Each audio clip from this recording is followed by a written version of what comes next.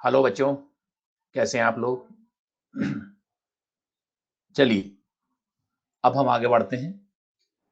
Last class के अंदर अपन angle की बात कर रहे थे। एंगल की बेसिक्स बातें मैं बता रहा था आपको। दूसरी बात ये कि मैं उसके अंदर आपको कन्वर्जेंस, एंगल के जो कन्वर्जेंस हैं, उनके जो साइन कन्वेंशंस हैं, ये सारी की सारी बातें मैं आपको बता रहा था, समझा रहा था। और अब इसके बाद जैसे हम आगे बढ़ गए थे लास्ट में, और वो था हमारा एएसटीसी रूल। अब एएसटीसी रूल की हम बात कर रहे थे।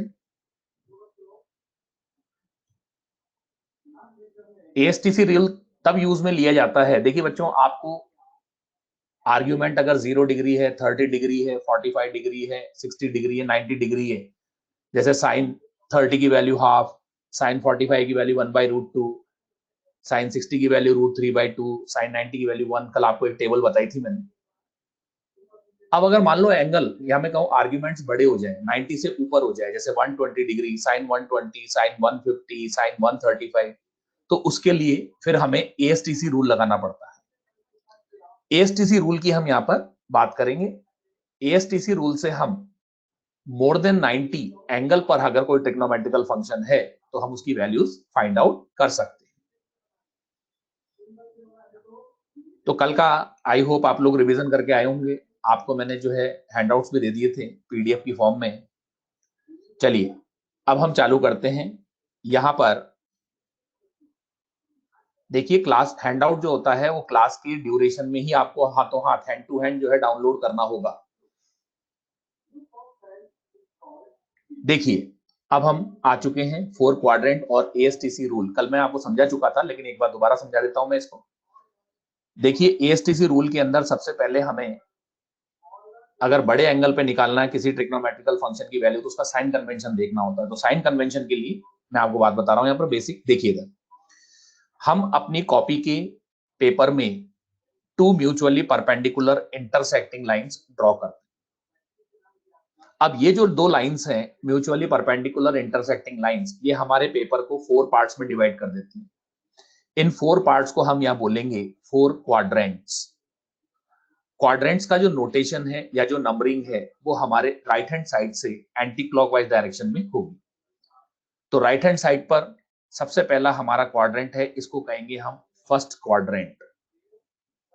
इसके बाद एंटी क्लॉकवाइज डायरेक्शन के अंदर आया हमारा सेकंड क्वाड्रेंट, और फिर आया थर्ड क्वाड्रेंट, और फिर आया हमारा फोर्थ क्वाड्रेंट। साइन कन्वेंशन मैं आपको बता रहा हूं, हमारे 6 ट्रिग्नोमेट्रिकल फंक्शंस हैं, तो उनके लिए साइन कन्वेंशन मैं आपको बता रहा हूं। सबसे पहला जो हमारा क्वाड्रेंट है, उसमें सारे के सारे ट्रिग्नोमेट्रिकल फंक्शंस पॉजिटिव होते हैं, तो ऑल पॉजिटिव, ये ध्यान रखिए। फर्स्ट क्वाड्रेंट के अंदर सारे trigonometrical function, sine, cos, tan, sec cot है, कोसेक है, ये सब पॉजिटिव है। सेकंड क्वाड्रेंट में ओनली साइन और उसका reciprocal cosec positive and all other negative. ध्यान रखिए, सेकंड क्वाड्रेंट में साइन और कोसेक पॉजिटिव होते हैं, बाकी सब नेगेटिव होते हैं। अब थर्ड क्वाड्रेंट के अंदर टेन और उसका रेसिप्रोकल कॉट जो है पॉजिटिव होते हैं, and all other trigonometrical functions negative होंगे। जैसे थर्ड क्वाड्रेंट में मान लीजिए कॉस आ गया, तो हम माइनस साइन लगाएंगे। फोर्थ क्वाड्रेंट के अंदर कॉस एंड उसका रेसिप्रोकल सेक पॉजिटिव होते हैं, and all other trigonometrical functions negative होते हैं।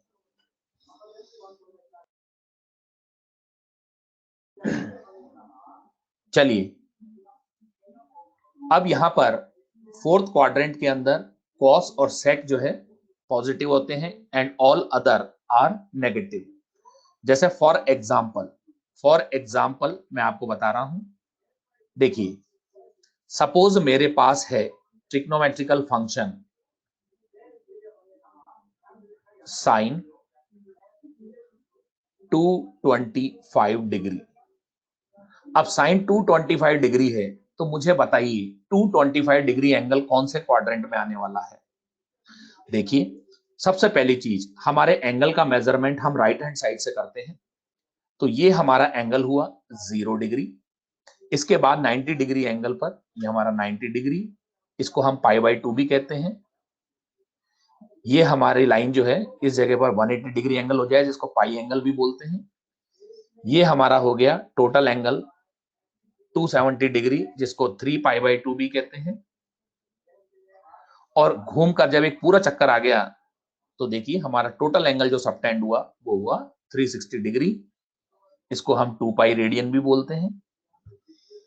तो कुल मिला के बात यह है कि राइट हैंड साइड से जो हॉरिजॉन्टल लाइन है वहां से एंगल का मेजरमेंट होगा एंटी क्लॉकवाइज डायरेक्शन के अंदर।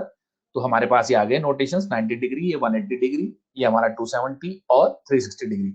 जरूरी नहीं है कि एंगल 360 डिग्री पर तक ही हो, उसके ऊपर भी होते हैं।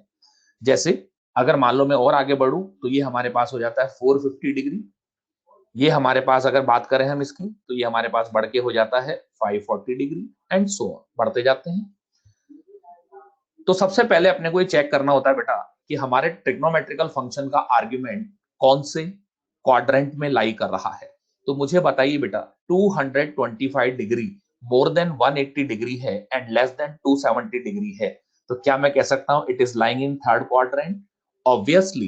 Obviously hour angle is lying in third quadrant. अब आप देखिए बेटा थर्ड क्वाड्रेंट में कौन पॉजिटिव होता है?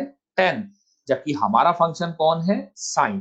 तो सबसे पहली स्टेप है, मतलब वैल्यू निकालने के लिए सबसे पहली स्टेप है साइन कन्वेंशन। देखिए थर्ड क्वाड्रेंट में 10 पॉजिटिव है जबकि हमारे पास है साइन, तो यहां पर मिसमैच हो गया, यानी थर्ड में तो 10 पॉजिटिव होता है जबकि हमारे पास साइन है, तो आपको यहां नेगेटिव साइन लगाना होगा। सिमिलरली मान लो मेरे पास है cos 225 डिग्री। अगेन क्या cos 225 डिग्री जो है यहां पर आ जाता है थर्ड क्वाड्रेंट में? तो थर्ड क्वाड्रेंट में सिंस ये आ चुका है तो थर्ड क्वाड्रेंट में 10 पॉजिटिव होता है जबकि हमारा फंक्शन cos है, तो ये माइनस साइन अपने को लगाना होगा। सिमिलरली मान लो मेरे पास है cos 150 डिग्री, ठीक है, cos 150 डिग्री। अब cos 150, तो 150 डिग्री कौन से क्वाड्रेंट में हुआ? सेकंड क्वाड्रेंट में। अब सेकंड में कौन पॉजिटिव होता है? साइन, लेकिन मेरा फंक्शन है cos, तो यहां पर अगेन मिसमैच हो गया फंक्शन, तो हमें नेगेटिव साइन लगाना होगा। अगर मान लो मेरे पास है साइन 150 डिग्री, तो मुझे बताइए बेटा 150 डिग्री तो है ही सेकंड क्वाड्रेंट में। अब साइन से साइन मैच कर गया बेटा, तो साइन से साइन मैच कर गया तो आपको यहां पर लगाना होगा पॉजिटिव साइन। ठीक है, समझ में आ गई बात? समझ गए? ठीक है, चलो अब हम आगे बढ़ते हैं।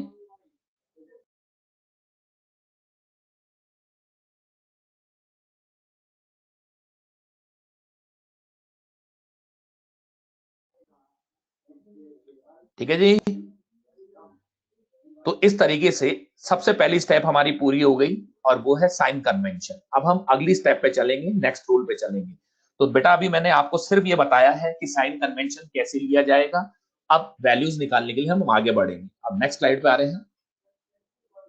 अब रूल की हम बात करेंगे। देखिए ये रूल ये कहता है कि अगर ट्रिग्नोमेट्रिकल फंक्शन का आर्ग्यूमेंट, ट्रिग्नोमेट्रिकल फंक्शन का argument n pi plus minus theta हो, ये आर्ग्यूमेंट है बेटा ट्रिग्नोमेट्रिकल फंक्शन, यहां पर n इंटीजर नंबर है। अब इंटीजर नंबर किसको कहते हैं? इंटीजर उसको कहते हैं जिसमें कोई फ्रैक्शनल कंपोनेंट प्रेजेंट ना हो, यानी कंप्लीट नंबर हो। जैसे मान लो मेरे पास हो 0 1 2 3 so on. Similarly minus minus 1 -2 ये इंटीजर नंबर्स है। तो अगर n की वैल्यू इंटीजर नंबर है मेरे पास तो उस कंडीशन में देखिए क्या होगा।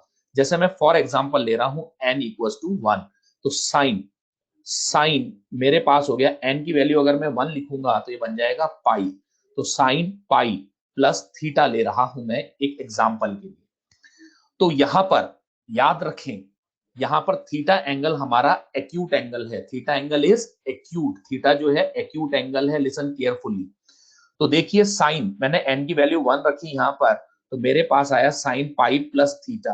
अब आप मुझे बताइए बेटा कि साइन पाई प्लस थीटा, पाई तो यहां आता था ना, अभी आपको बताया था ये 4 क्वाड्रेंट होते हैं, ये पाई यहां आया, तो पाई प्लस थीटा यदि मैं बोल रहा हूं बेटा और थीटा एक्यूट एंगल है, तो ऑब्वियस ही बात है पाई प्लस थीटा कौन से क्वाड्रेंट में होगा? Third quadrant. कहां पर होगा? थर्ड क्वाड्रेंट में। ठीक है जी। तो सबसे पहले तो अगर आप चाहो तो साइन कन्वेंशन लगाइए। तो बताइए बेटा साइन क्या आएगा? हम जानते हैं थर्ड में तो 10 पॉजिटिव होता है जबकि हमारे पास साइन है, तो मिसमैच हो गया, तो सबसे पहले आपको लगाना है नेगेटिव साइन। अब सुनो कान खोल के मेरी बात, बहुत ध्यान से सुनना।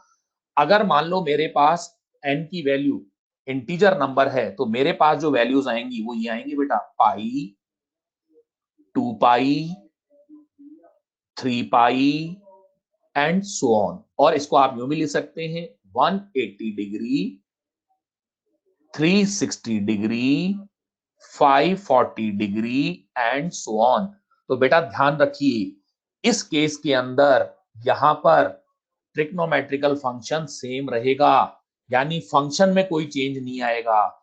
Function does not change. जो ट्रिग्नोमेट्रिकल फंक्शन है वो चेंज नहीं होगा। Function does not change.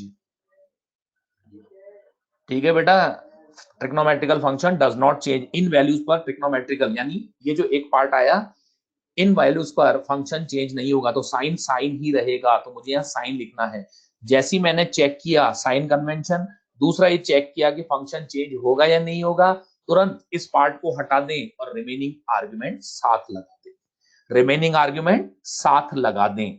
जैसे फॉर एग्जाम्पल बेटा, फॉर एग्जाम्पल जैसे मान लो मैं कहता हूं मेरे पास वैल्यू आ रही है साइन 225 डिग्री। तो बेटा सबसे पहली चीज मुझे बताइए कौन सा क्वाड्रेंट हुआ, थर्ड। थर्ड क्वाड्रेंट में 10 पॉजिटिव मेरे पास साइन है, तो सबसे पहले तो मैं यहां साइन लगाऊंगा, मतलब साइन कन्वेंशन, तो ये माइनस हो गया साइन। अब मैं इस 225 को टू पार्ट्स में तोड़ूंगा। क्या मैं इसको लिख सकता हूं 180 प्लस 45 डिग्री? बोलिए बेटा, 180 डिग्री प्लस 45 डिग्री। तो मुझे बताइए 45 डिग्री तो एक्यूट एंगल हो ही गया, जो मैं आपसे बार बार कह रहा हूं, थीटा हमारा एक्यूट है। अब ये 180 डिग्री है, बताओ 180 डिग्री पर फंक्शन चेंज होगा या नहीं होगा? अभी मैंने आपको बताया फंक्शन डज नॉट चेंज, तो माइनस। अब फंक्शन अगर नहीं बदलेगा तो साइन का साइन रह जाएगा और रिमेनिंग आर्ग्यूमेंट साथ आ जाएगा। तो रिमेनिंग आर्ग्यूमेंट साथ आ गया, तो मुझे लिखना होगा -1/√2। ये हमारा आंसर आ गया। ठीक है जी। बेटा जिन बच्चों की आवाज नहीं आ रही है वो गूगल क्रोम में खोलें इसको और रिफ्रेश करें। जिन्होंने गूगल क्रोम में खोल रखा है आवाज नहीं आ रही तो रिफ्रेश कर लें, या फिर गूगल क्रोम में ही खोलें। और मेरी आवाज बाकी सबको आ रही है बेटा, ठीक है ना? हाँ, मैं एक बार फिर दोबारा बता रहा हूं, देखिए आप इधर। जैसे मैंने एक एग्जांपल लिया साइन 225 डिग्री। सबसे पहले तो 225 डिग्री कौन से क्वाड्रेंट में आया बेटा? थर्ड क्वाड्रेंट में। थर्ड में 10 पॉजिटिव होता है, जबकि मेरा फंक्शन साइन है, तो मुझे सबसे पहले लगाना है माइनस साइन, क्योंकि ये इसमें 10 पॉजिटिव होता है, तो साइन नेगेटिव हो गया। अब 225 डिग्री को मैं 180 प्लस 45 भी तो लिख सकता हूं। तो कहने का मतलब ये है बेटा, कुल मिला के बात ये है कि आपको आर्ग्यूमेंट को टू पार्ट्स में स्प्लिट करना होगा। आर्ग्यूमेंट टू पार्ट्स में स्प्लिट करना होगा, ठीक है जी। और उनमें से एक पार्ट अगर 180 डिग्री है, 180 डिग्री है या 360 डिग्री है, 540 डिग्री है, तो उस कंडीशन में फंक्शन चेंज नहीं होता। तो जैसे अपने को कंफर्म हुआ कि फंक्शन चेंज नहीं होता, तुरंत उस पार्ट को हटा दें, इस पार्ट को हटा दें और रिमेनिंग आर्ग्यूमेंट को साथ लगा दें। अब साइन 45 की वैल्यू हमें मालूम ही है, -1/√2। ठीक है। हाँ बेटा, अगर फंक्शन ग्रेटर देन 360 डिग्री है तो कोई बात नहीं, अभी आपको बता रहे हैं सारी बात, आप देखते चलिए साथ के साथ। हाँ जी, तो मुझे बताइए क्या मैं कह सकता हूं? अब एक बात देखो गौर से, यहां पर एक बहुत ही इंपॉर्टेंट बात, वो ये बात है कि मुझे बताओ जो ये मैंने एंगल सेलेक्ट किए हैं 180 डिग्री, 360 डिग्री, 540 डिग्री, मतलब एन की वैल्यू जो मैं इंटीजर नंबर रखता जा रहा हूं, 540 डिग्री, 720 डिग्री, क्या ये केवल हॉरिजॉन्टल लाइन पर आ रहे हैं? बिल्कुल। तो इसका मतलब ये है कि जब आप अपने आर्ग्यूमेंट को स्प्लिट करें टू पार्ट्स में और उनमें से एक पार्ट हॉरिजॉन्टल लाइन वाला अगर हो तो फंक्शन चेंज नहीं होता। आप इसको ऐसे डायरेक्ट भी याद रख सकते हैं कि हॉरिजॉन्टल लाइन वाला अगर कंपोनेंट है, एक एक पार्ट अगर हॉरिजॉन्टल लाइन वाला है आर्ग्यूमेंट में, तो फंक्शन चेंज नहीं होता। अब हम अगले रूल पर बढ़ते हैं। नेक्स्ट रूल अगर हमारा आ गया है, नेक्स्ट रूल ये कहता है कि अगर हमारे पास trigonometrical function n pi by 2, जहां n ऑड नंबर है, अब n की वैल्यू यहां पर बेटा ऑड नंबर है 1, 3, 5, 7 सो ऑन। तो इस कंडीशन के अंदर आपके पास जो एक पार्ट आएगा वो आएगा, n की वैल्यू 1 रखे तो pi by 2, 3 pi by 2, 5π/2 and so on, जिसको कहते हैं अपन 90 degree, 270 degree, 450 degree and so on. अब आप गौर से देखो बेटा इन एंगल्स को, अगर आप गौर से देख सकते हो तो देखिए 90 डिग्री वर्टिकल लाइन पर आता है, 90 यहाँ आता है, 270 डिग्री यहाँ आता है, 450 डिग्री यहाँ आता है, यानी जितने भी एंगल आ रहे हैं ये वर्टिकल लाइन पर आ रहे हैं। तो इस केस में फंक्शन चेंज होता है, फंक्शन चेंज हो जाता है को फंक्शन में, फंक्शन चेंजेस, ये ध्यान रखना बेटा, फंक्शन चेंजेस। और चेंजिंग कैसे होगी, साइन को बदल के लिखना होगा कॉस, कॉस को लिखना होगा साइन, टेन को लिखना होगा कॉट, कॉट को लिखना होगा टेन, सेक कोसेक में चेंज होगा, कोसेक सेक में चेंज होगा। अपने को तो दो से मतलब है, यही अपने काम आते हैं फिजिक्स में, ठीक है बेटा। तो याद रखना, आपने अगर आर्ग्यूमेंट को स्प्लिट किया है और उनमें से एक पार्ट वर्टिकल लाइन का है तो उस कंडीशन में फंक्शन चेंज हो जाएगा। और चेंजिंग इस तरीके से होगी, साइन कॉस में, कॉस साइन में, टेन कॉट में, कॉट टेन में हो जाएगा। ठीक है, ठीक है जी। अब यहां पर जैसे फॉर एग्जाम्पल अभी मैं बात करूं, जो मैंने लिया था एग्जाम्पल उसी को रिपीट कर रहा हूं, साइन 225 डिग्री। तो सबसे पहला काम हमारा ये है, बताइए कौन सा क्वाड्रेंट है। तो अपने को पता है, अभी निकाला था, थर्ड क्वाड्रेंट में है, ये है कि नहीं बोलो। ये 180 डिग्री और ये 270 डिग्री। तो यहां पर हमारे पास tan पॉजिटिव होता है, जबकि हमारा फंक्शन साइन है, तो सबसे पहले तो माइनस साइन। अब आप आर्ग्यूमेंट्स को दो पार्ट में स्प्लिट करेंगे। पिछले क्वेश्चन में मैंने 225 डिग्री को लिखा था 180 प्लस 45 डिग्री, 180 प्लस 45 डिग्री। कोई जरूरी थोड़ी कि मैं इसको 180 प्लस 45 डिग्री लिखूं, मैं तो इसको यूं भी लिख सकता हूं बेटा, 270 माइनस 45। बोलिए, क्या मैं इसको 270 माइनस 45 लिख सकता हूं? ये भी तो वही है, 225 ही तो हुआ है, भी ऐसे भी लिखा जा सकता है। लेकिन मैं आपको अब ये दिखाना चाह रहा हूं इस एग्जांपल में कि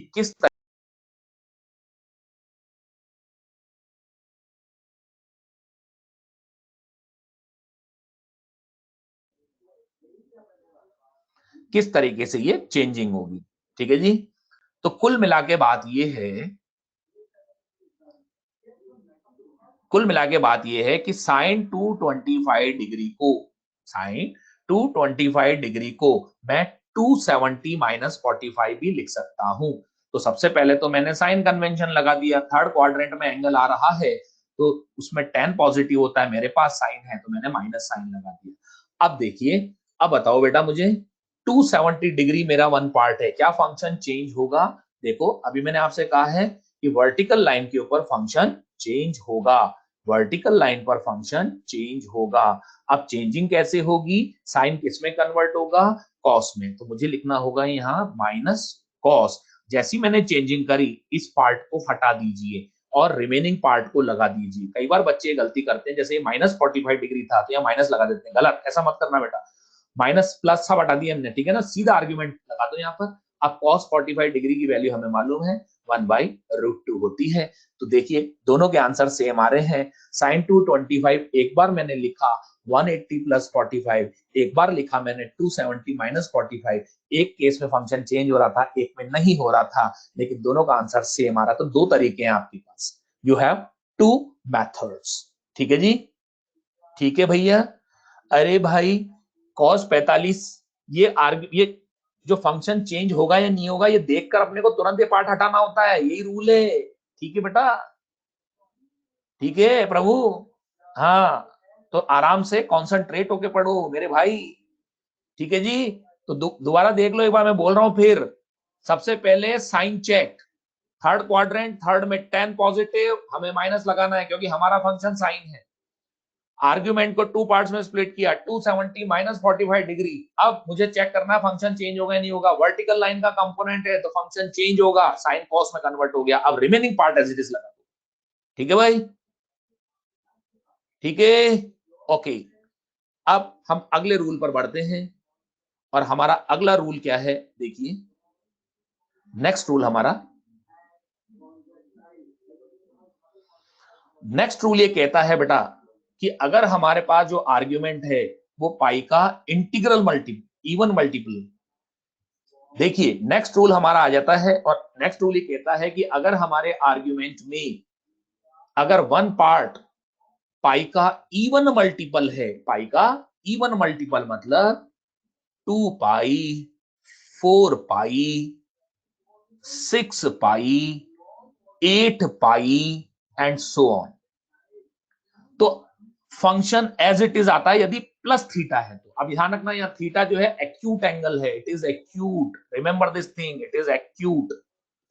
जैसे sine 4 pi plus pi by 3 है, sine 4 pi plus pi by 3 है, तो देखिए 4 पाई प्लस पाई बाई 3 है, तो आप इस पार्ट को यूं का यूं हटा दीजिए और फंक्शन एज इट इज आ जाएगा, तो साइन पाई बाई 3, तो साइन पाई बाई 3 की वैल्यू अपन जानते हैं, सब पाई बाई 3 मतलब 60 डिग्री, तो साइन 60 की वैल्यू √3/2। ठीक है, अब जैसे मान लो मेरे पास है cos 750 डिग्री, ओके, क्या मैं cos 750 डिग्री को लिख सकता हूं 720 डिग्री प्लस 30 डिग्री, बोलिए लिखा जा सकता है इसको। अब आप समझ रहे मेरी बात, 720 डिग्री कौन है 720 डिग्री, 4 पाई, भाई 2 पाई का मतलब 360 डिग्री, 2 पाई का मतलब 360 डिग्री, तो 4 पाई का मतलब 720 डिग्री। तो बताइए क्या हम इस पार्ट को एज इट इज हटा सकते हैं, बिल्कुल, तो ये रिमेनिंग फंक्शन आ जाएगा cos 30 डिग्री। अब cos 30 की वैल्यू क्या होती है, √3/2, ये हमारी वैल्यूज आ गई cos 750। ठीक है प्रभु, ठीक है जी, समझ में आ गई बात। अब इससे रिलेटेड क्वेश्चन है, अब एक बार मैं आपको कुछ वक्त दे रहा हूं, थोड़ा सा आपको मैं टाइम प्रोवाइड कर रहा हूं, मैं आपको एक टाइम दे रहा हूं, आप इसकी वैल्यू निकाल के बताएं। एक्चुअली ये सॉल्व कर ही दिया था मैंने, लेकिन फिर भी आप एक बार सॉल्व करें। हाँ जी, तो क्या हम साइन को लिख सकते हैं,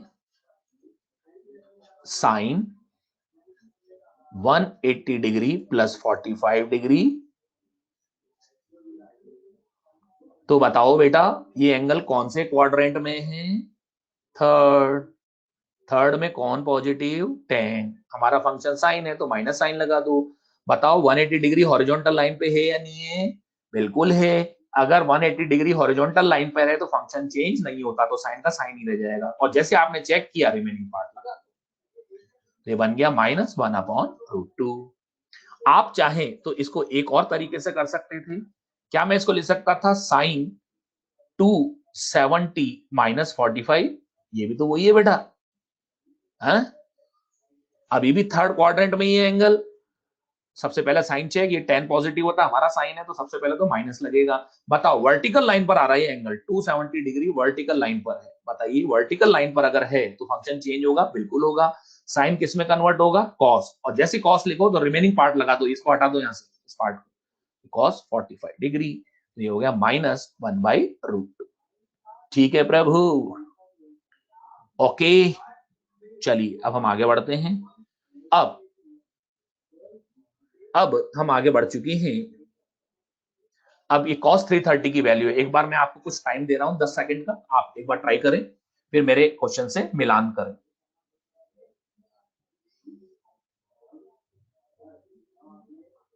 माइनस साइन तो बेटा इसलिए नहीं लिख रहे कुणाल यादव, माइनस साइन हम इसलिए नहीं लिख रहे क्योंकि हमने चेक कर चुके हैं कि फंक्शन चेंज होगा या नहीं होगा, तो एक बार फंक्शन चेंज होगा या नहीं होगा चेक करके फिर हमने हटा दिया।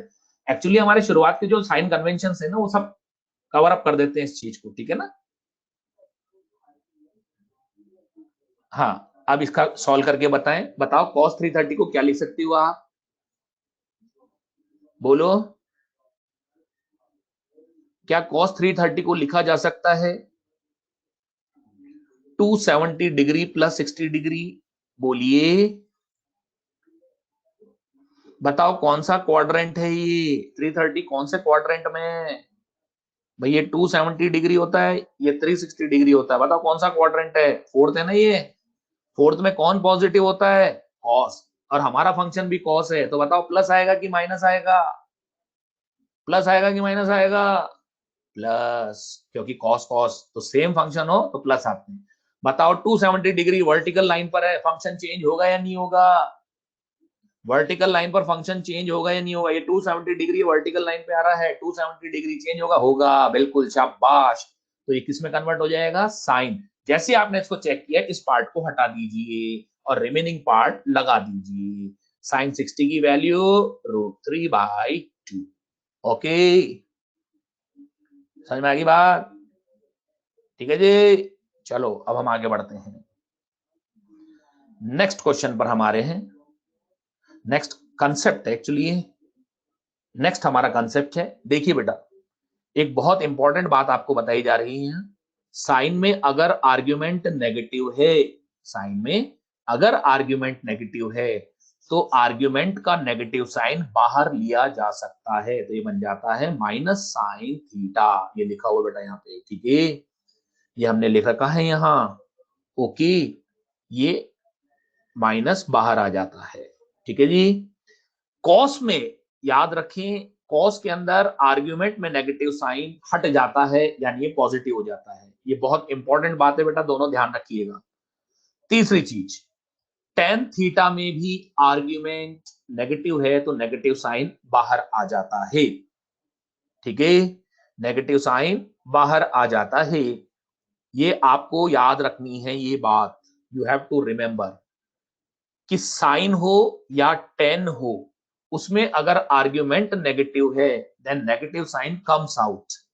But in case but in case of cos theta, in case of cos theta अगर आर्ग्यूमेंट नेगेटिव है तो आप उस नेगेटिव साइन को हटा दीजिए, यानी पॉजिटिव हो जाता है, ठीक है जी।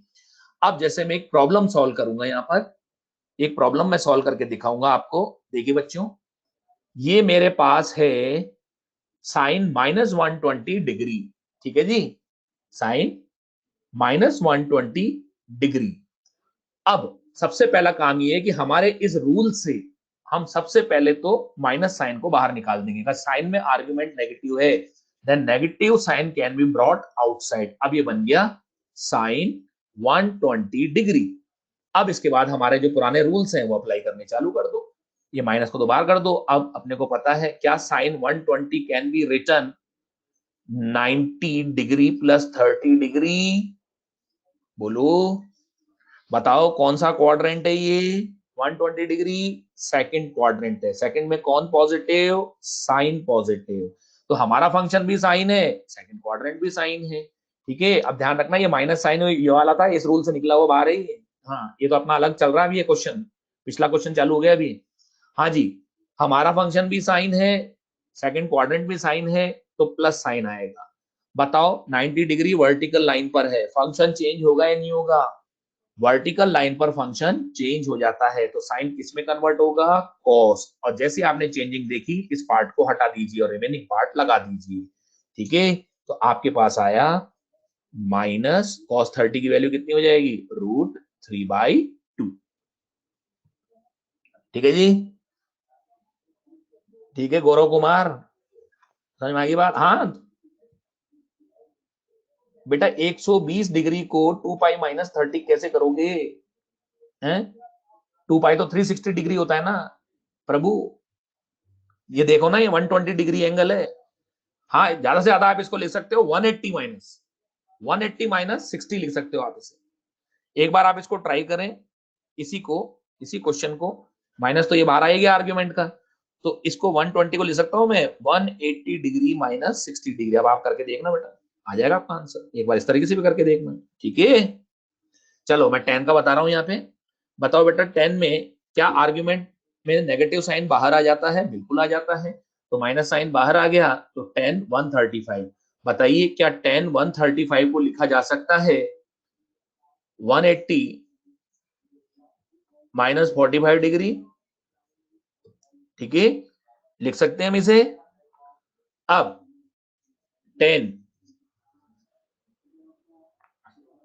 180 - 45 डिग्री, मुझे बताओ ये 135 डिग्री कौन से क्वाड्रेंट में है? सेकंड में।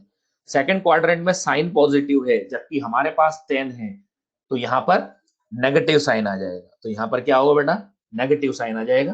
तो एक बार मैं आपको, ये जो माइनस साइन है तो आर्ग्यूमेंट का माइनस साइन है, ठीक है। तो इसे मैं थोड़ा सा और बता देता हूं आपको। देखिए ये जो नेगेटिव साइन है, ये तो जो आर्ग्यूमेंट में नेगेटिव साइन था वो निकल के बाहर आया है। अब जो एंगल है वो सेकंड क्वाड्रेंट में हमारा 10 है, सेकंड में साइन पॉजिटिव होता है, तो हम यहाँ माइनस साइन लगाएंगे। बताओ, हॉरिजॉन्टल लाइन यानी 180 डिग्री, हॉरिजॉन्टल लाइन पे आएगा 180 डिग्री बेटा। तो बताइए 180 डिग्री पे फंक्शन बदलेगा नहीं बदलेगा? बिल्कुल नहीं बदलेगा। तो 10 का 10 ही रह जाएगा और ये बन गया 45 डिग्री। अब माइनस माइनस मल्टीप्लाई होकर प्लस हो गया, तो 1045 की वैल्यू 1045 की वैल्यू क्या आती है बेटा? 1 ही तो होती है। 1045 की वैल्यू 1, तो हमारा आंसर आया यहाँ पे +1। ठीक है जी। तो ये थी बात हमारी यहाँ पर इस तरह की प्रॉब्लम्स की जो आपको सॉल्व करनी है। तो हमारा आंसर यहाँ पर जो आया है वो 1 आया है। ठीक है, ये लीजिए। चलिए अब हम आगे बढ़ते हैं, नेक्स्ट हमारी बात करेंगे यहाँ पर। अब हम आगे बढ़ते हैं बेटा, अगली बात करने जा रहे हैं। चलो नेक्स्ट देखो बच्चों, कुछ इंपॉर्टेंट फार्मूले हैं जो अपने को ध्यान रखने चाहिए।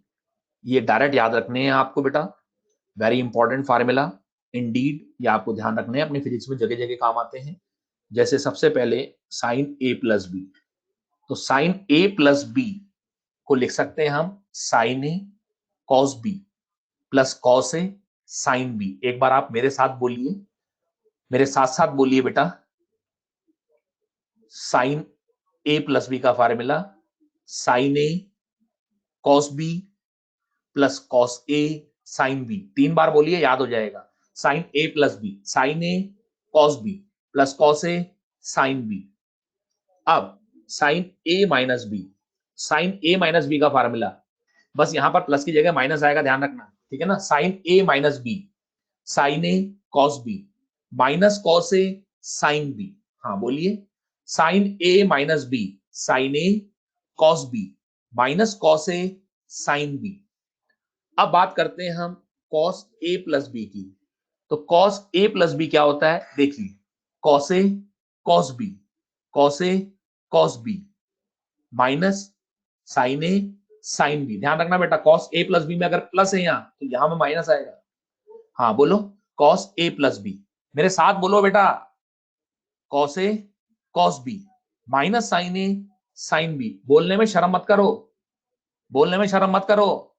हाँ, cos A cos B minus sign A sine B, याद हो जाएगा। अब कॉस ए माइनस बी का फार्मूला सेम होगी, वो स्टेटमेंट आएगा, बस यहाँ माइनस की जगह प्लस हो जाएगा। हाँ बोलो, हाँ जी बोलिए मेरे साथ, बोलिए, बोलो बेटा, cos A cos B plus sign A sine B. ठीक है, ये हमारा कॉस ए माइनस बी का फार्मूला हो गया यहाँ पर। ठीक है जी, तो ये थी बात हमारी यहाँ पर इस तरह की प्रॉब्लम्स की, ये आपको डायरेक्ट याद रखनी है, काम भी आती है अपने क्वेश्चंस में। अब जैसे देखिए tan a प्लस बी का फार्मूला भी होता है tan a plus tan b upon 1 minus tan a tan b। ये कोई खास यूजफुल नहीं है, लेकिन फिर भी इंफॉर्मेशन के लिए आप रखिए। लेकिन ये फार्मूले तो हमारे भैया बहुत काम के हैं, साइन ए प्लस बी और sign A plus B sign A minus B cos A plus B cos A minus B के। जैसे देखो फॉर एग्जाम्पल, जैसे मान लो कि कैसे यूज आते हैं, तो मैथ्स का यूज है, मैथ्स का यूज बता रहा हूं मैं, तो बस खाली आपको देखिए, साइन 75, क्या मैं इस आर्ग्यूमेंट को इस तरीके से स्प्लिट करके ले सकता हूं, 45 डिग्री प्लस 30 डिग्री लिखा जा सकता है बेटा, है 45 प्लस 30 की वैल्यू तो 75 डिग्री होती है। लेकिन बेटा इसमें ध्यान रखना है, इसको दो पार्ट्स में इस तरीके से तोड़ना, स्प्लिट करना कि दोनों की वैल्यूज आपको पता हो। जैसे साइन मतलब इनकी 45 डिग्री और 30 डिग्री की वैल्यूज अपने को पता होती है, तो इसलिए समझदारी से इनको स्प्लिट करना, नहीं तो ऐसे तो बहुत सारे टुकड़ों में टूटेंगे। हाँ, अब मैं फार्मूला लगा रहा हूं बेटा, साइन ए यानी sine 45 degree, cos B cos 30 degree plus cos A यानी 45 degree sine B sine 30 degree. ये पहला फार्मूला लग गया इसका। अब अपने को पता है बेटा साइन 45 की वैल्यू 1/√2। ठीक है प्रभु, cos 30 की वैल्यू √3/2 प्लस cos 45 की वैल्यू 1/√2 sin 30 की वैल्यू 1/2। अब देख सकते हैं नीचे 2√2 कॉमन आ जाएगा, तो ऊपर क्या बचा √3 प्लस 1। अब बताओ साइन 15 को क्या लिख सकते हैं अपन? साइन 15 को क्या लिखें बेटा? 45 degree minus 15 degree. 45 degree minus 15, अगर 45 माइनस 15 करेंगे तो कितना बनेगा? तो 30 बन जाएगा। तो अपने को क्या लिखना है? अपने को 15 डिग्री चाहिए, तो इसको क्या 30 से माइनस करूं? इसको लिखेंगे अपन 45 degree minus 30 degree. 45 degree minus 30 degree. बताओ 45 में से 30 जाएंगे, कितने बचेंगे? 15 डिग्री। अब वापस फार्मूला लगा दो, साइन ए कोस बी, ठीक है, माइनस आएगा बेटा, है ना, माइनस कोस ए साइन बी। अब आप सॉल्व कर लें इसको, वैसे सेम सॉल्व हो जाएगा ऊपर वाले जैसे। अब cos 23 डिग्री, बेटा आप चिंता मत करना, ये 23 डिग्री इस तरह के नहीं आएंगे, तो खाली मैं केवल एक मैथ्स चल रही है तो थोड़ी सी आपको बात बता रहा हूं यहाँ पर। क्या cos, आप थोड़ा सा आप भी दिमाग लगाओ, cos 23 को कैसे लिखूं, लेकिन बेटा पार्ट्स याद रखना ऐसे होने चाहिए कि दोनों की वैल्यूज आपको पता होनी चाहिए। हाँ बेटा बताओ, क्या 23 डिग्री को लिखा जा सकता है 60 माइनस 37 डिग्री? बिल्कुल, 60 में से 37 जाएंगे तो कितने बचेंगे बेटा? 23 बचेंगे। सही है? सही है? बताओ भैया, सही है? हाँ बिल्कुल सही है, वेरी गुड, आप पहचान गए बेटा, very nice, very smart, very smart. अब एक मैं थोड़ी सी बात और आपको बता दूं, एक छोटी सी बात जो आपको हमेशा याद रखनी बेटा, फिजिक्स में अपने को बहुत काम आएगी ये चीज। ये 37 degree angle and 53 degree angle एक स्पेसिफिक राइट एंगल ट्राइंगल से रिलेटेड होते हैं। इसमें एक साइड अपनी 3 होती है, एक साइड 4 होती है और एक साइड 5 होती है। तो मैं आपको एक चीज बताना चाह रहा हूं, इसमें दोनों एंगल यानी 90 डिग्री के अलावा जो दो एंगल है उसमें से एक तो होता है 37 डिग्री और एक होता है 53 डिग्री। तो मैं आपको बता रहा हूं, जो ध्यान रखने वाली बात है इसमें कि आप अपने राइट एंगल ट्राइंगल बनाएं, एक एंगल 37 डिग्री रखें, तो 37 में पहली डिजिट क्या आ रही है? 3 आ रही है ना बेटा। 37 में पहली डिजिट क्या आ रही है? 3 आ रही है, तो उसके बिल्कुल अपोजिट वाली साइड को 3 लिख दें और ये 4 हो ही जाएगी साइड वाली, तो लार्जेस्ट साइड जो है 5 हो गई है, लार्जेस्ट साइड 5, तो ये 3 4 5 ट्राइंगल बन गए हैं। अब ये 37 है तो बेटा ये 53 डिग्री है ना बेटा, इस तरीके से याद रखना। तो 37 डिग्री में पहली डिजिट 3 है तो उसके जस्ट सामने वाली साइड 3 होगी। अब अपन इसको लिखें, सॉल्व करें। हाँ, cos A cos B, अब यहां पर माइनस है तो अपने फार्मूले क्या आएगा? Plus, plus sine A sine B। अब देखो cos 60 की वैल्यू क्या होती है बेटा? हाफ। cos 37 की वैल्यू, अब ये है बेटा 37 है ना, एंगल ये लिया है तो बेस ये हो जाएगा, तो बेस 4 अपॉन हाइपोटेनियस 5 हो गया, ठीक है बेटा। प्लस साइन 60 की वैल्यू √3/2 इंटू साइन 37, अब एंगल ये है तो परपेंडिकुलर ये हुआ बेटा, ये परपेंडिकुलर हो गया ना यहाँ पे, तो परपेंडिकुलर अपॉन हाइपोटेनियस 3/5 हो गया। तो सॉल्व कर लो इसको, तो कितना बन गया? ये 4 प्लस 3√3 और नीचे 10 आई जाएगा। ठीक है भाई बच्चों, चलो अब हम अगली स्लाइड पे बढ़ते हैं, नेक्स्ट कंसेप्ट पर हम आते हैं।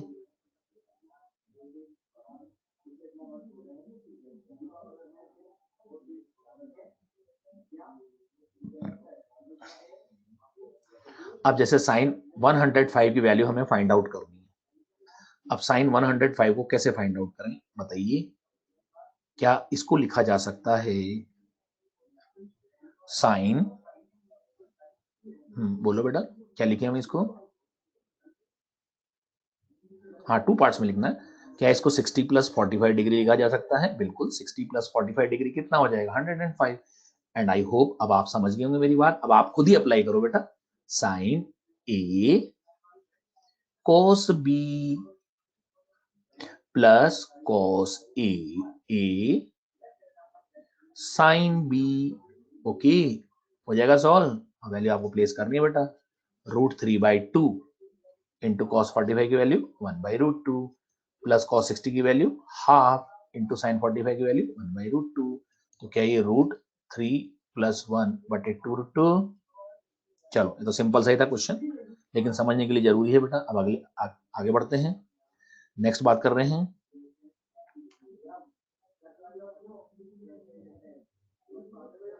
cos 16, बताइए cos 16 को क्या लिख सकते हैं? cos 16 को आप लिख सकते हो 50। अब इसमें परेशान मत हो ना कि आपके स्ट्राइक नहीं हुए दिमाग में cos 16 को कैसे लिखेंगे। ये तो कोई बात नहीं, तो मैथ्स है बेटा, वो तो थोड़ी मैथ्स की बात कर रहा हूं मैं यहाँ।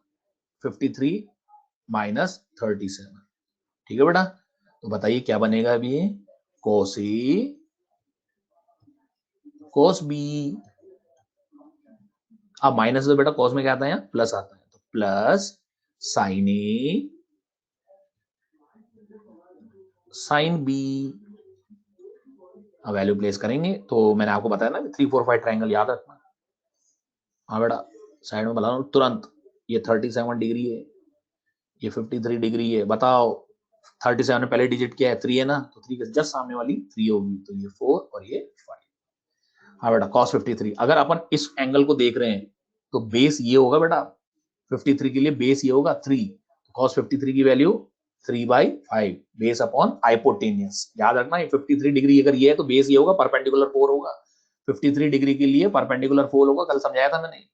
cos 37, अब बताओ cos 37 डिग्री है तो इसके लिए बेस कौन होगा? 4 होगा, तो 4 बेस अपॉन हाइपोटेनियस। तो 37 डिग्री के लिए बेस 4 होगा, 53 के लिए बेस 3 होगा, प्लस साइन ए साइन 53। तो साइन 53 ये है तो परपेंडिकुलर साइन 53 के लिए परपेंडिकुलर 4 होगा, तो 4 परपेंडिकुलर अपॉन हाइपोटेनियस। साइन 37 के लिए परपेंडिकुलर 3 होगा, तो परपेंडिकुलर अपॉन हाइपोटेनियस। अब आप इसको सॉल्व कर लें, रिजल्ट आ ही जाएगा आपके पास, ठीक है बेटा, आ जाएगा रिजल्ट। ठीक है, चलिए हम आगे आगे बढ़ते हैं। सॉल्व हो जाएगा ना, तो सिंपल। कितना हो गया नीचे? 25 आ गया बेटा, ठीक है। 3 4 12, 3 4 12, तो 24 हो गया बेटा, 24/25, ये आपका आंसर आ गया।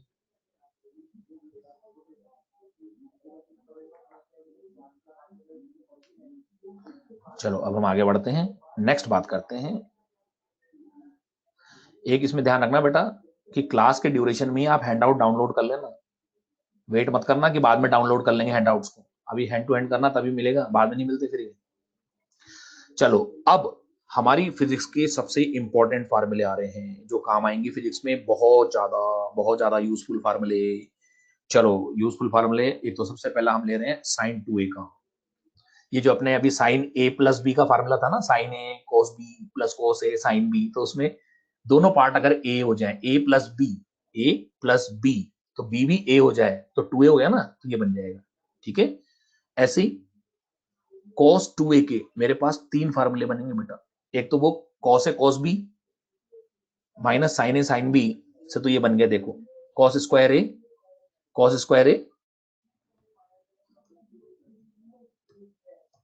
cos square a minus sine square a, है ना बेटा। अब इसमें अपने को मालूम है आइडेंटिटी होती है sine square theta plus cos square theta equal to 1। तो साइन स्क्वायर थीटा की जगह लिख सकते हैं 1 माइनस cos स्क्वायर थीटा, तो ये रखोगे तो ये वैल्यू आ जाएगी। ये 3 फार्मूले बहुत इंपॉर्टेंट है बेटा, बहुत ज्यादा, खासकर नीचे वाले 2 तो बहुत ही ज्यादा इंपॉर्टेंट है, वो ध्यान ही रखना। ऐसे tan 2a का फार्मूला होता है, इसका कोई खास यूज नहीं आता अपने फिजिक्स में, ठीक है ना। लेकिन ये तो अपने को याद ही रखना बेटा, वेरी इंपॉर्टेंट है, वेरी इंपॉर्टेंट, बहुत ज्यादा इंपॉर्टेंट है, ठीक है बेटा, ध्यान रखना। अच्छा, इन्हीं की एक छोटी सी फॉर्मेट और मैं बता रहा हूँ, वो भी आप ध्यान रखें। जैसे कई बार आ जाता है साइन ए, अब अपने को तो साइन 2a का फार्मूला पता है, लेकिन यहाँ तो आ गया साइन ए। तो बताओ बेटा क्या इसको अपन ले सकते हैं ऐसे? देखना ध्यान से, 2 से मल्टीप्लाई और 2 से डिवाइड, है बेटा। 2 से मल्टीप्लाई किया और 2 से डिवाइड किया, तो है तो वो का वही साइन 2a ही, मतलब 2 से 2 कट गया तो साइन ए ही आएगा ना यहाँ पे। अब इससे मैच करा दो आप अपने इस फार्मूले, तो साइन 2a, तो a की जगह बस यहाँ पर कौन है? a/2। a की जगह कौन है बेटा? a/2, तो बस इन फार्मूलों में a की जगह a/2 लिखना है आपको, तो बन जाएगा 2 साइन a/2 cos a/2, ठीक है बेटा। सिमिलरली cos a की अगर अपन बात करें तो cos a को क्या लिख सकते हैं अपन? cos square a/2 minus sine square a/2। Similarly 2 cos square a minus 1, a/2 minus 1। 1 माइनस 2 साइन स्क्वायर ए बाई 2। ठीक है भाई। चलो जैसे फॉर एग्जांपल एक क्वेश्चन है मेरे पास, देखिए आप गौर से, साइन 74 इसकी वैल्यू मुझे फाइंड आउट करनी है। साइन 74 तो क्या मैं इसको लिख सकता हूँ आप दिमाग से सोच के बताइए क्या लिख सकता हूं मैं इसको। क्या लिख दूं मैं इसमें? बेटा आप बिल्कुल भी ये कतई चिंता मत करना कि आपके दिमाग में क्यों नहीं स्ट्राइक हो रही है बात, जो मैं पार्ट्स में डिवाइड करके जो लिख रहा हूँ। जैसे साइन का आर्ग्यूमेंट 74 है, अगर जो सोच चुका है बहुत अच्छी बात है, जो नहीं सोचे बेटा सीख लो, ऐसे होता ही। तो क्या मैं इसको लिख सकता हूँ 2 इंटू 37 बेटा, 37 को 2 से मल्टीप्लाई करोगे तो बताइए क्या मेरे पास 74 आ जाएगा? ऑब्वियसली आ जाएगा। अब मैं साइन 2a का फार्मूला अप्लाई करूंगा बेटा, साइन 2a का, तो 2 साइन a कोस a, ये ना साइन 2a का फार्मूला, ये लिखा ऊपर ही ऊपर। अब साइन 37 तुरंत 3 4 5 ट्रायंगल बना, 37 के सामने वाली साइड कौन होगी? 3, ये 4 और ये 5। हाँ बताओ साइन 37 क्या होगा बेटा? 37 के लिए परपेंडिकुलर 3 होगा, तो 3 अपॉन 5। कॉस 37 के लिए बेस कौन होगा? 4/5। बाकी तो आप सॉल्व कर ही लेंगे, 24 अपॉन 25। ठीक है बच्चों, चलो हम आगे बढ़ते हैं।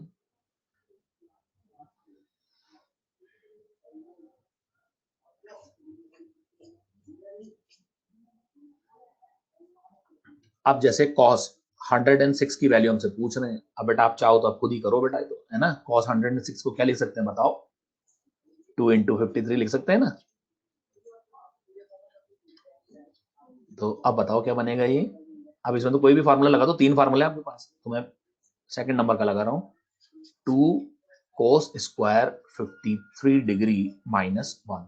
अब बेटा वही 3 4 5 ट्रायंगल आ गया हमारे पास, ये 53 डिग्री है और ये 37 डिग्री है। बताओ बेटा 37 में 3 के सामने वाली साइड परपेंडिकुलर, मतलब 37 डिग्री में सामने वाली साइड 3 होगी, तो ये 3 है, ये 4 है, तो ये 5 है। हाँ बताओ बेटा क्या 2 कोस, इसको ऐसे लिखेंगे, कॉस पे स्क्वायर, ध्यान रखना कॉस पे स्क्वायर है तो इसको ऐसे भी लिख सकते हैं, है ना।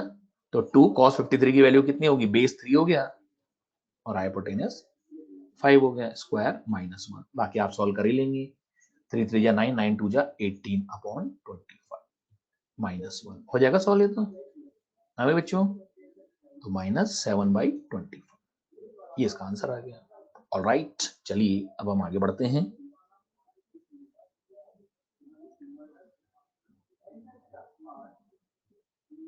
अरे जरूर बेटा, हैंड आउट तो जरूर दूंगा, मैं तो रोज ही दूंगा, हर क्लास के हैंड आउट दूंगा आपको, आप परेशान मत होइए, लेकिन आप प्रॉम्प्ट रहिएगा डाउनलोड करने में। अब बेटा एक पर्टिकुलर, ये स्पेसिफिक क्वेश्चन है, ये एक पर्टिकुलर कंसेप्ट से ही होता है, ये एक पर्टिकुलर कंसेप्ट से ही सॉल्व होगा, और वो कंसेप्ट मैं खुद ही लिख रहा हूँ यहाँ पर, ध्यान से देखिए। जैसे ये 22.5 है ना 22.5 डिग्री, तो इसका सॉल्यूशन केवल और केवल cos 2a से करेंगे अपन, है ना। तो cos 2a क्या होता है मुझे बताइए? 1 माइनस 2 साइन स्क्वायर a बाई 2। देखो a 2a है, ये 2a है तो ये a हो जाएगा यहाँ पे, है ना। एक मिनट, ये 2a तो a हो जाएगा ये हमारा, 2a तो a। हाँ अब बताओ बेटा क्या cos 2a हो जाएगा 1 माइनस 2 साइन स्क्वायर a? ये फार्मूला है, अभी अपन ने देखा ही था थोड़ी देर पहले। तो मुझे बताओ बेटा कि a की जगह अगर मैं 2 लिख दूं, ये आर्ग्यूमेंट लिख दूं 22.5 डिग्री, है ना, इक्वल टू 1 माइनस 2 साइन स्क्वायर, यहाँ a की जगह क्या आ जाएगा 22.5। अब देखो अब आपको दिखने लग गया होगा रास्ता, अपने को ये वैल्यू निकालनी है वाली। अब यहाँ 2 से मल्टीप्लाई करोगे तो 45 हो गया नहीं, cos 45 इक्वल टू 1 माइनस 2। इधर अपने को सॉल्व करना है, साइन वाली टर्म इधर लाओ और इधर वाली टर्म को उधर भेज दो, 22.5 डिग्री, तो ये हो जाएगा 1 माइनस cos 45 की वैल्यू क्या होती है 1/√2। बस अब अपन फर्दर सॉल्व कर लें इसको। तो साइन 225, मैंने क्या बेटा यहाँ स्क्वायर रूट भी साथ ले लिया, 2 को इधर शिफ्ट कर ही दिया, स्क्वायर रूट भी साथ ले लिया। देखिए अब आपके पास क्या बनेगा, √2 माइनस 1/√2, ये तो एलसीएम आ गया था, नीचे ये 2 मल्टीप्लाई हो गया और ये पूरी टर्म किस में जाएगी? Square root.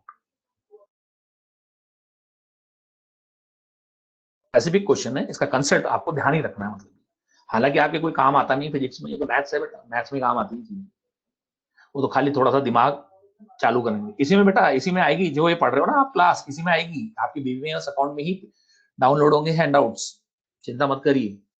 हाँ भाई बच्चों, अब रेंज याद रखिएगा आप। देखो मेरी बात सुनो, मेरी बात सुनो बेटा, आर्ग्यूमेंट की वैल्यू भले ही आपकी कुछ भी हो, 60 डिग्री हो, या मैं कहता हूं 750 डिग्री हो, या मैं कहता हूं 840 डिग्री हो, या मैं कहता हूं 2000 2500 डिग्री हो, कुछ भी हो बेटा, साइन थीटा की वैल्यू, अगर आर्ग्यूमेंट थीटा की वैल्यू कुछ भी हो बेटा, वॉट एवर, साइन की वैल्यू, साइन थीटा की वैल्यू, थीटा की वैल्यू ये हो सकती है, लेकिन साइन थीटा की वैल्यू कभी भी 1 को एक्सीड नहीं करेगी और -1 से नीचे नहीं जाएगी, हमेशा याद रखना।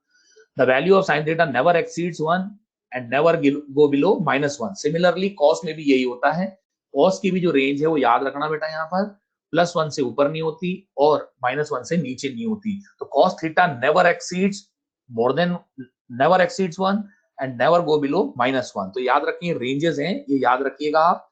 तो साइन थीटा की वैल्यू कभी भी 1 से ज्यादा नहीं हो सकती, वॉट एवर भी द आर्ग्यूमेंट, कितना ही बड़ा आर्ग्यूमेंट हो, एंगल की वैल्यू कितनी बड़ी क्यों ना हो, कभी भी साइन थीटा की वैल्यू 1 के ऊपर नहीं जाएगी और -1 से नीचे नहीं जाएगी। जबकि tan की जो वैल्यूज होती हैं वो इनफाइनाइट, प्लस इनफाइनाइट से माइनस इनफाइनाइट के बीच में वैरी करती है, ये ध्यान रखिए। ये बेटा याद रखना है, बहुत इंपॉर्टेंट बात है, ठीक है। चलो हम आगे बढ़ते हैं। अब नेक्स्ट हमारी बात आती है, जैसे क्वेश्चन ही है, find maximum value of y equals to sin x cos x। अगर आप थोड़ा सा देख सकें दिमाग से, तो sin x cos x अभी अपन ने sin 2a के फार्मूले में देखा था, लेकिन कमी 2 की है, तो 2 से अप एंड डाउन मल्टीप्लाई कर दो तो कोई फर्क पड़ नहीं रहा बेटा। बोलो कोई फर्क पड़ रहा है कि नहीं पड़ रहा ना फर्क? ये देखो अब इससे अपने को रास्ता दिख गया, क्या ऊपर मैं लिख सकता हूँ sin 2x। अब मैंने आपसे क्या कहा था, आर्ग्यूमेंट की वैल्यू कुछ भी हो, आर्ग्यूमेंट की वैल्यू कुछ भी हो, मैक्सिमम वैल्यू कितनी होती है साइन की, मैक्सिमम वैल्यू साइन की कितनी होती है, +1। मैक्सिमम वैल्यू ऑफ साइन कितनी होती है, +1, ठीक है बेटा, तो बस सीधे यहाँ पर 1 आ जाएगा, तो 1/2, this is the maximum value. तो सीधे आगे y की मैक्सिमम वैल्यू हाफ, तो y की मैक्सिमम वैल्यू कितनी आ जाएगी यहाँ पर, +12। समझ में आई बात? इसमें आर्ग्यूमेंट कुछ भी हो बेटा, x हो, 2x हो, 3x हो, कुछ भी हो, साइन की वैल्यू तो मैक्सिमम वैल्यू तो 1 ही आएगी बेटा, है ना, साइन की तो मैक्सिमम वैल्यू 1 ही आती है। चलिए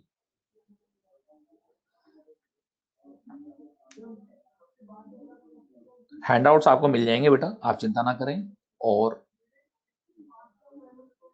क्रोम में आप पढ़ रहे हैं, अगर ऑडियो में कोई आपको प्रॉब्लम आती है तो आप फौरन उसको रिफ्रेश कर लेना है ना। चलो, एक फंक्शन होता है बेटा a sin theta plus b cos theta, कई बार इससे रिलेटेड हमसे बात कर ली जाती है। तो इसमें a sin theta plus b cos theta, इसको पहले सिंगल ट्रिग्नोमेट्रिकल फंक्शन में हमें कन्वर्ट करना होता है, और सिंगल ट्रिग्नोमेट्रिकल फंक्शन में जिसको कन्वर्ट करते हैं तो ये आता है इसका एम्पलीट्यूड, तो ये आता है √a² प्लस b² साइन, अब ये थीटा जो है वो तो है ही, और प्लस एक एंगल अल्फा, तो यहां पर tan अल्फा हमारे पास होता है b/a, ठीक है जी। तो अब मुझे बताओ बेटा, साइन की मैक्सिमम वैल्यू क्या होती है, 1 होती है, तो ये तो अगर 1 हो गया तो मैक्सिमम वैल्यू कितनी हो जाएगी अब यहाँ पर हमारे पास, √a² प्लस b²। साइन की मिनिमम वैल्यू कितनी होती है बेटा, -1, लेकिन ये साथ में मल्टीप्लीकेशन में है, तो अब आपको क्या मिलेगी वैल्यू, -√a² प्लस b²। तो इस तरह के जो फंक्शंस होते हैं a sin theta plus b cos theta, तो इनका जो मैक्सिमम वैल्यू आता है वो √a² प्लस b², क्योंकि साइन थीटा की वैल्यू कितनी होती है, मैक्सिमम 1 होती है और मिनिमम -1। चलिए अब यहाँ पर जैसे क्वेश्चन हमें दे रखा है, ये इसी फॉर्मेट में दिया हुआ है, हमसे कह रहे हैं कि y मैक्सिमम और y मिनिमम निकालिए, तो y की वैल्यू हमें मैक्सिमम और मिनिमम फाइंड आउट करनी है। तो देखिए बेटा यहाँ पर सीधी सी बात, मैक्सिमम वैल्यू कितनी हो जाएगी, √a² प्लस b², तो y मैक्सिमम इक्वल्स टू, आप सीधे लिखें √a², तो -5 का स्क्वायर प्लस 12 का स्क्वायर, है ना बेटा, तो ये हो जाएगा √25 प्लस 144 which becomes √169, तो कितना बन गया बेटा, 13। तो y की मैक्सिमम वैल्यू 13। अब मिनिमम वैल्यू लानी है तो आएगी तो यही, बस उसमें माइनस साइन आ जाएगा, तो -13, यही आएगी ना बेटा, √-√a² plus b², √a² plus b² की वैल्यू 13 आई गई थी, तो माइनस और लगाते हैं, मिनिमम वैल्यू हो गई।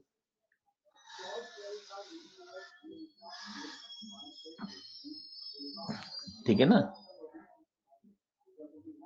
चलो अब हम अगली बात करते हैं। देखो बेटा, अब एक बहुत इंपॉर्टेंट बात बता रहा हूँ जो हमारे फिजिक्स में बहुत काम आएगी। अगर एंगल बेहद छोटा है, if angle is very small, if angle is very small, अगर एंगल बहुत छोटा है, लेस देन 5 डिग्री, तो उस कंडीशन में अप्रोक्सीमेशंस होते हैं सिंगल ट्रिग्नोमेट्रिकल फंक्शंस के। तो देखिए इधर साइन का अप्रोक्सीमेशन थीटा हो जाएगा, यानी आप साइन थीटा को थीटा लिख सकते हैं, जैसे साइन 1 डिग्री है ना बेटा। तो सबसे पहली कंडीशन तो ये है, the theta must be in radian. Direct मत कर देना इसको, इसको डायरेक्ट चेंज मत करना, तो इसको पहले आपको रेडियन में बदलना पड़ेगा। तो 1 डिग्री कल बताया था ना रेडियन में बदलने का तरीका, तो पाई अपॉन 180 से मल्टीप्लाई कर दो। ठीक है, ये रेडियन में कन्वर्ट हो गया। अब जैसे रेडियन में कन्वर्ट हुआ, अब इसका अप्रोक्सीमेशन आपका हो जाएगा पाई अपॉन 180। ये लीजिए, ठीक है जी, ये साइन 1 डिग्री की वैल्यू होगी हमारे पास। ठीक है, ऐसे टेन थीटा का अप्रोक्सीमेशन थीटा होगा, बट अगेन याद रखना the theta must be in radiance. Actually क्या होता है, आपने देखा होगा साइन 0 की वैल्यू 0 होती है और साइन 30 की वैल्यू हाफ होती है। तो अगर मान लो एंगल बहुत छोटा है, 0 के नजदीक है, तो साइन की वैल्यू बहुत छोटी हो जाती है, तो इसलिए हम उसका आर्ग्यूमेंट ही बता देते हैं, यही है इसकी वैल्यू। तो साइन थीटा में अगर थीटा 5 डिग्री से कम है तो उसका अप्रोक्सीमेशन थीटा, लेकिन याद रखें theta must be in radian, कोई गलती नहीं होनी चाहिए। टेन थीटा में भी यही होगा। कॉस थीटा में अप्रोक्सीमेशन 1 हो जाता है, क्योंकि कॉस में उल्टा चलता है ना बेटा, कॉस 0 की वैल्यू कितनी होती है 1। तो अगर आर्ग्यूमेंट 0 के नजदीक है तो कॉस में तो वैल्यू मैक्सिमम पे जाएगी, तो यहां पर ये वैल्यू होगी 1। तो कॉस थीटा का अप्रोक्सीमेशन 1 होगा, टेन थीटा का अप्रोक्सीमेशन थीटा होगा, साइन थीटा का अप्रोक्सीमेशन थीटा होगा, लेकिन याद रखें the angle should be in radian. चलो अब हम आगे बढ़ते हैं। देखो बेटा, जैसे साइन 2 डिग्री है, अभी मैंने आपको बताया था क्या क्या कर सकते हैं हम इसमें। साइन 2 डिग्री, तो डिग्री को सबसे पहले कन्वर्ट करना है रेडियन में। तो क्या 2 degree into pi upon 180 degree, अब ये रेडियन में कन्वर्ट हो चुका है, तो ये बन गया अब sine pi upon 90 radian, sine upon pi radian. अब इसको हम ले सकते हैं नियरली पाई बाय 90। अब टेन 1 डिग्री है बेटा, बताओ टेन जो हमारा टेन है यहाँ पर, क्या टेन, हाँ बताइए बेटा, टेन 1 डिग्री, क्या पहले अपने को इसको रेडियन में कन्वर्ट करना पड़ेगा, तो 1 डिग्री तो अप्रोक्सीमेशन कितना हो जाएगा पाई अपॉन 180। अब इधर बताओ cos 4 डिग्री, अब अपने को पता है अगर एंगल छोटा हो तो इसमें बदलो चाहे मत बदलो, सीधे सीधा आंसर लिखना है, इसका अप्रोक्सीमेशन तो 1 होता है।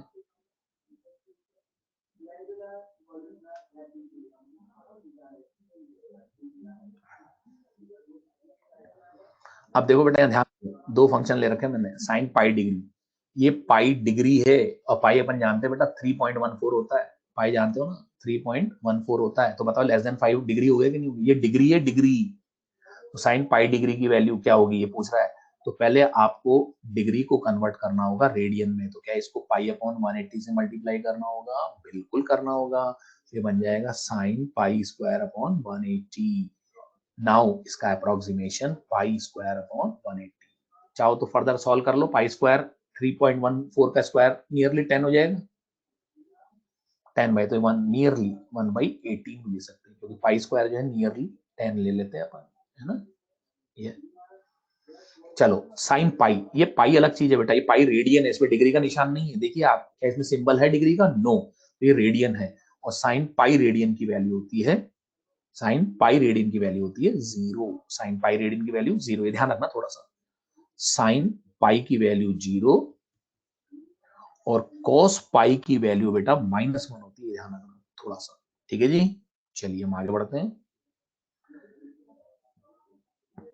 अब एक क्वेश्चन है इससे रिलेटेड,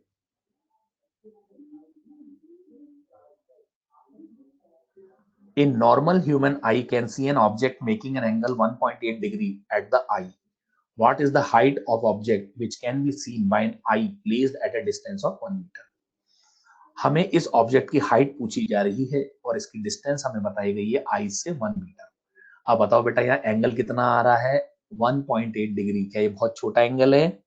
सबसे पहले तो मुझे बताओ, ये राइट एंगल ट्राइंगल है, ये परपेंडिकुलर हो गया, ये बेस हो गया, तो कौन सा फंक्शन यूज में लेना है, tan। तो tan 1.8 डिग्री परपेंडिकुलर यानी हाइट अपॉन बेस कितना हो जाएगा 1।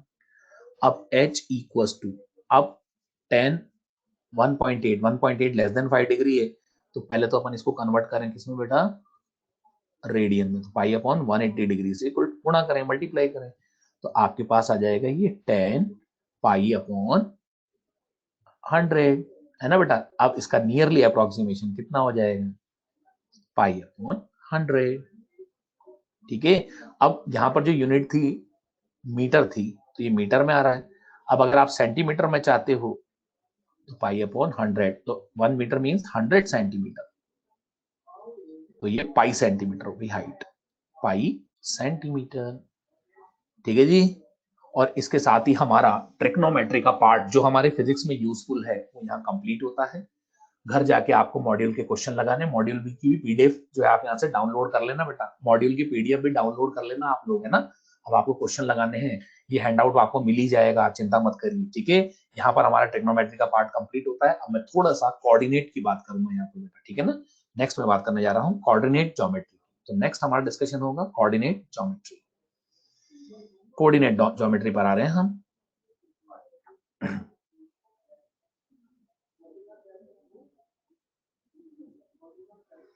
देखिए कोऑर्डिनेट ज्योमेट्री क्या है।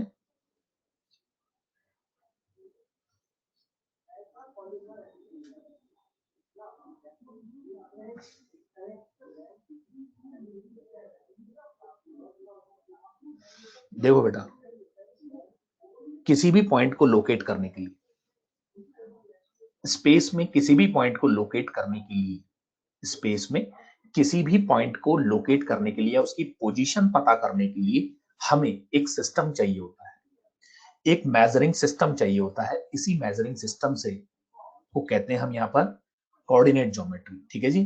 तो यहाँ पर हमारी कोऑर्डिनेट ज्योमेट्री आती है जो किसी पॉइंट की पोजीशन को पता लगाने में काम आती है।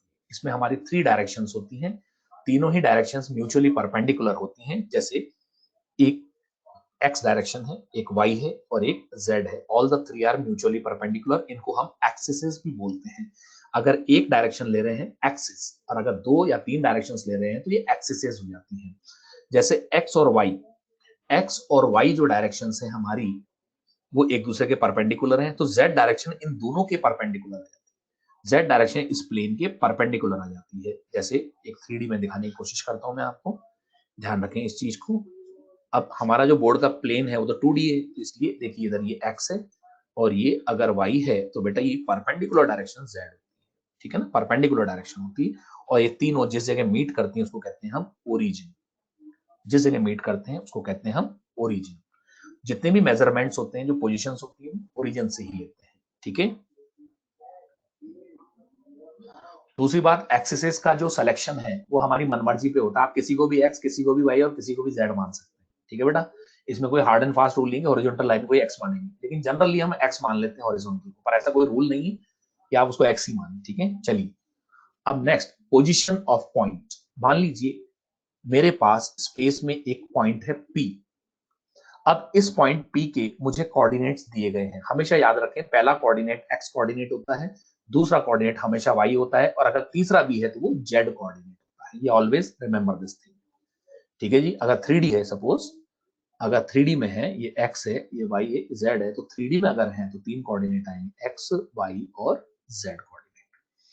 अब जैसे यहाँ पर P पॉइंट है, तो x कोऑर्डिनेट का मतलब ये होता है बेटा कि इस पॉइंट से अगर x एक्सिस पर परपेंडिकुलर ड्रॉप करें तो ओरिजिन से x एक्सिस पर डिस्टेंस जो होती है that is x coordinate. Similarly y axis पर अगर परपेंडिकुलर ड्रॉप करें तो ओरिजिन से y एक्सिस पर जो डिस्टेंस होती है that is y coordinate. y distance, ये x डिस्टेंस हो गई। ठीक है जी। एक बात और यूं भी कह सकते हैं कि यहाँ पर जो x है वो y एक्सिस से परपेंडिकुलर डिस्टेंस है, और y जो है वो x एक्सिस से परपेंडिकुलर डिस्टेंस है। ठीक है जी। x जो कोऑर्डिनेट होता है उसको एब्सिसा भी बोलते हैं, और y कोऑर्डिनेट को हम ऑर्डिनेट बोलते हैं। ध्यान रखें, इसको एब्सिसा और इसको बोल देते हैं हम ऑर्डिनेट।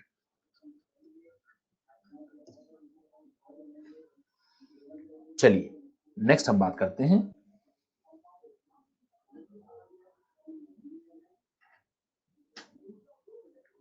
देखिए मान लीजिए मेरे पास एक्स वाई प्लेन है, उसमें दो पॉइंट्स हैं, एक तो पी पॉइंट और एक क्यू पॉइंट।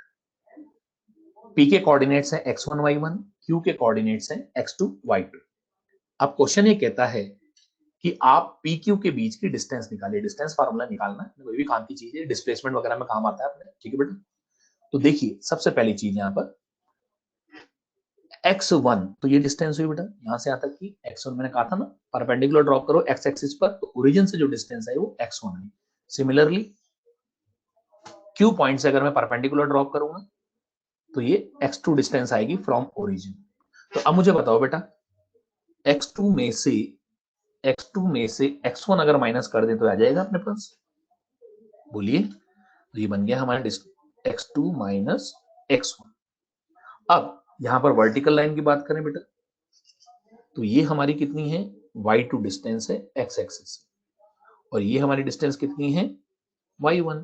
तो बताओ वर्टिकल डिस्टेंस कितनी होगी p और q के बीच की, y2 माइनस y1। अब आप देख सकते हो राइट एंगल ट्राइंगल है, हमें हाइपोटेनियस लाना है, तो पाइथागोरस थ्योरम लगा दें। तो हाइपोटेनियस क्या होता है बेटा, under root base square plus perpendicular square, ये लिख दिया हमने यहाँ, ये इसका फार्मूला हो गया बेटा, ठीक है ना। सिमिलरली अगर मान लो स्पेस में होता, तीन कोऑर्डिनेट होते तो फिर हम ये फार्मूला लगाते, बस एक टर्म और आ जाती है इसके अंदर, ठीक है बेटा। तो अपने को क्या लेना है, डिस्टेंस अगर लेनी है दो पॉइंट्स के बीच की, तो under root x2 minus x1 का whole square plus y2 minus y1 का होल स्क्वायर। अगर तीसरा कोऑर्डिनेट भी है तो z2 माइनस z1 का होल स्क्वायर, ठीक है। अब इससे रिलेटेड एक क्वेश्चन आपको करना है, देखिए आप,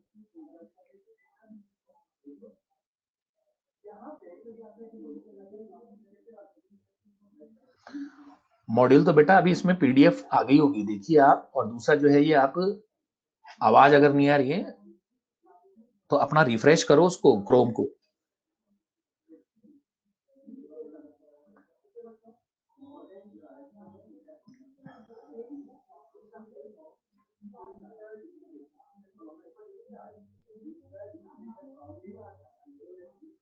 ठीक है बेटा, तो दो पॉइंट्स के बीच की डिस्टेंस यदि हमें लानी है, दो पॉइंट्स के बीच की डिस्टेंस यदि हमें लानी है, तो देखिए अपन ने क्या करा, बेस निकाला x2 माइनस x1, परपेंडिकुलर निकाला y2 माइनस y1। अब हाइपोटेनस लाना है तो पाइथागोरस थ्योरम लगा दिया, सीधे सीधे ये आ गया फार्मूला हमारा।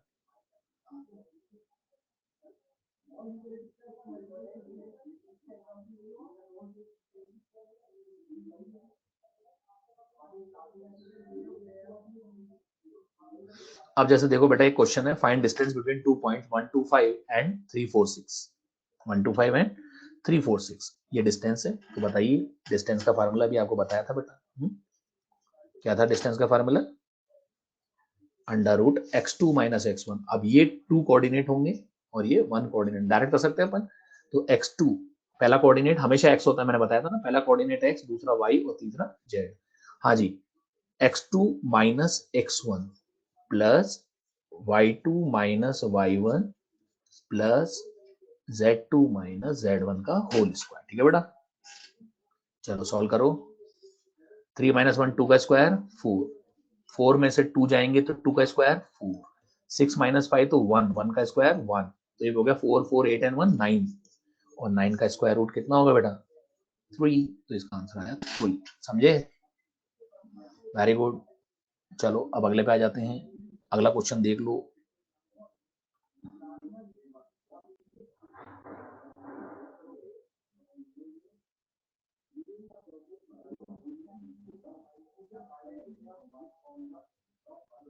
हाँ बेटा, अब इसमें क्या कह रहा है, find possible values of A if distance between the point this and this is, ये दो पॉइंट्स दे रखे हैं, इनके बीच की डिस्टेंस 13 सेंटीमीटर है, ठीक है बेटा। अब आपको तो डिस्टेंस डायरेक्ट दे रखी है इसमें 13 सेंटीमीटर, है ना।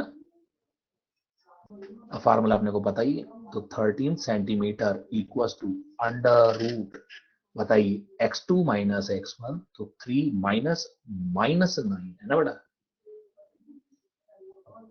ठीक है, का स्क्वायर प्लस x2 माइनस है तो 3 माइनस a का होल स्क्वायर। अब आप इसको सॉल्व करेंगे,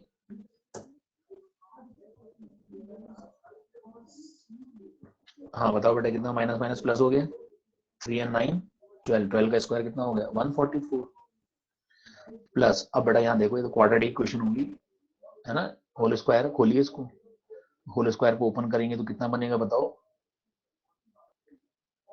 ठीक है, इसको होल स्क्वायर में ही रहने दीजिए, तो 3 माइनस ए का होल स्क्वायर, ठीक है। अब स्क्वायरिंग करो बेटा, दोनों साइड की स्क्वायरिंग करिए आप, तो ये बन गया 13 का square 169 equals to 144 plus 3 minus A का होल स्क्वायर। अब 144 इधर जाएंगे तो 169 में से 144 को माइनस करेंगे, इधर बचेगा 3 माइनस ए का होल स्क्वायर। तो क्या ये 3 माइनस ए का होल स्क्वायर बन जाएगा 25, 25 का स्क्वायर रूट 5, तो 3 माइनस ए इक्वल्स टू 5, लेकिन वो प्लस माइनस 5 है। अब एक बार प्लस 5 के बराबर कर दो, एक बार माइनस 5 के बराबर, ठीक है भाई, आ जाएगा रिजल्ट। कर लोगे आगे या मैं करूं इसको सॉल्व, ले तो हो जाएगा ना बेटा, एक बार प्लस 5 कर देना, एक बार माइनस 5 को बराबर कर देना, हो जाएगा सॉल्व। चलो अब हम आगे बढ़ते हैं।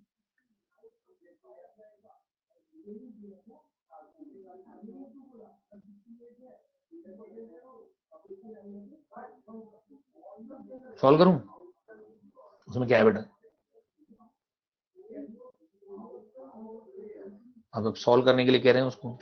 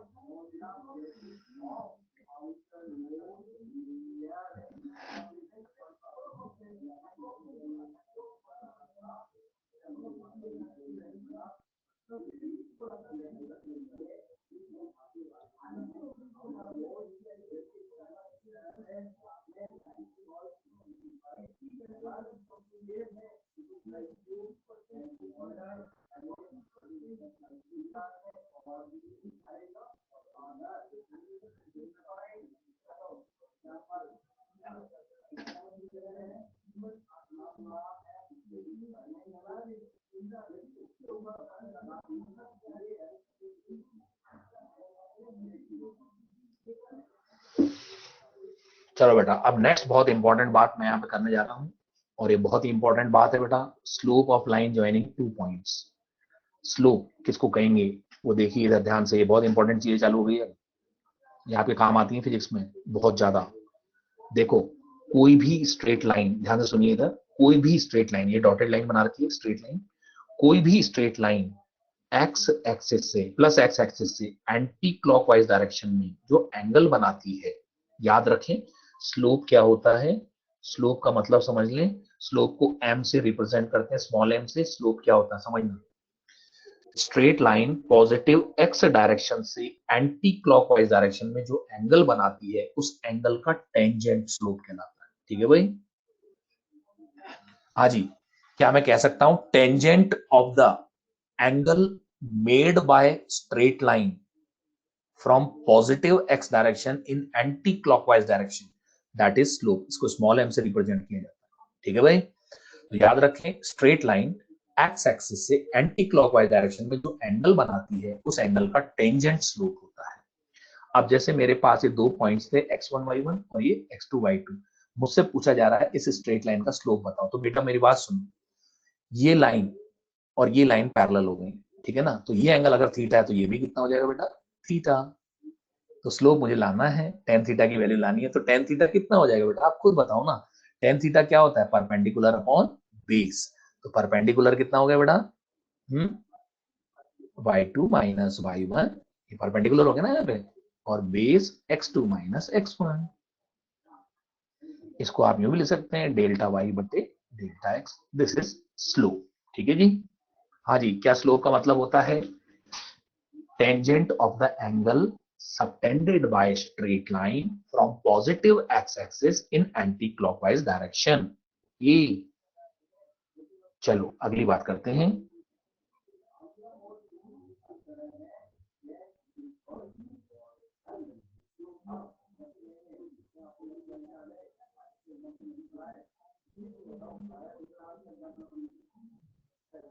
अब जैसे मुझसे कहा find slope of the straight lines, ये स्ट्रेट लाइंस दे रखी है, इनके स्लोप मुझे पूछे गए। बताओ फर्स्ट केस के अंदर कितना एंगल बन रहा है, straight line anti clockwise direction में कितना एंगल बना रही है 60, तो tan 60 ये तो स्लोप है। और क्या है tan 60 की वैल्यू कितनी होती है बेटा √3। ये लो आंसर आ गया।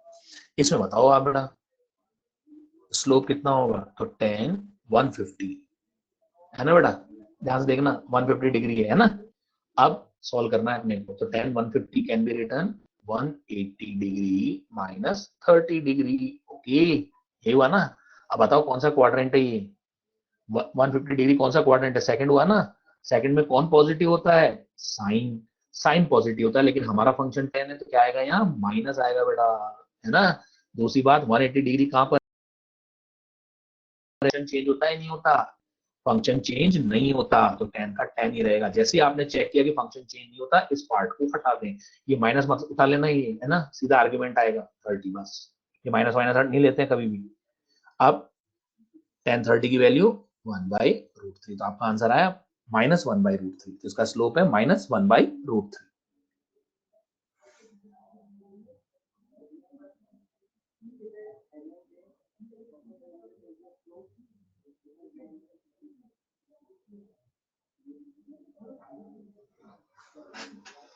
अब हमसे कह रहे हैं find slope of A line passing through points this and this. अभी अपन जानते हैं बेटा, अभी जस्ट कोऑर्डिनेट के केस में स्लोप निकालने का तरीका सीखा ही है अपन ने, तो tan थीटा स्लोप निकालने का तरीका सीखा ही। tan थीटा इक्वल्स टू क्या हो जाएगा बेटा, y2 माइनस y1 बटे x2 माइनस x1। तो बताओ y2 कितना है, सेकंड कोऑर्डिनेट होता है बेटा y है ना, तो 8 माइनस 4 अपॉन 3 माइनस 2, तो क्या ये बन गया 4, बस आ गया स्लोप।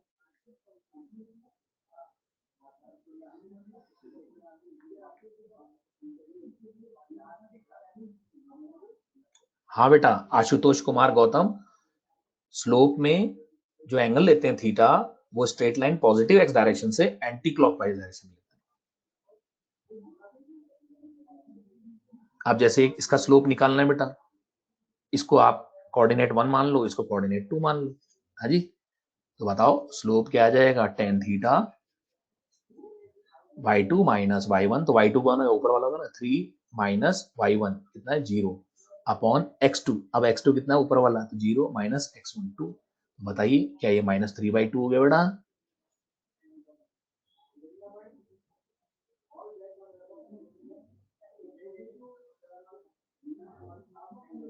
-3/2 आएगा, +3/2 नहीं।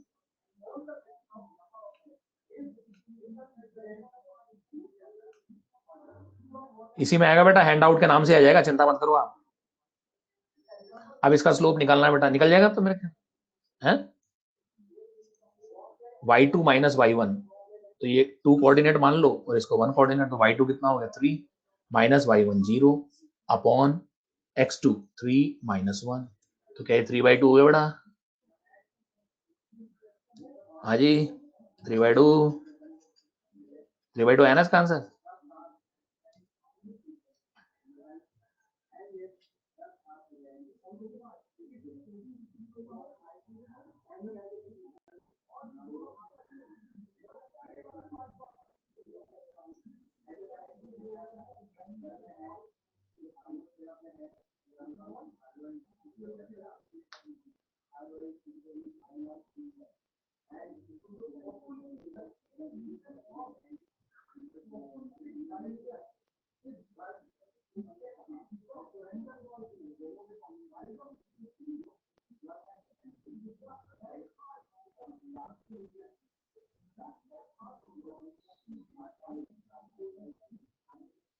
हाँ अच्छा मेरी बात सुनो बच्चों, अब थोड़ी देर में विद इन 1 और 2 मिनट्स आपको हैंड आउट मिल जाएगा, मैं हैंड आउट दूंगा भी आपको, है ना। तो आप हैंड टू हैंड जो इसको डाउनलोड कर लेना पीडीएफ को।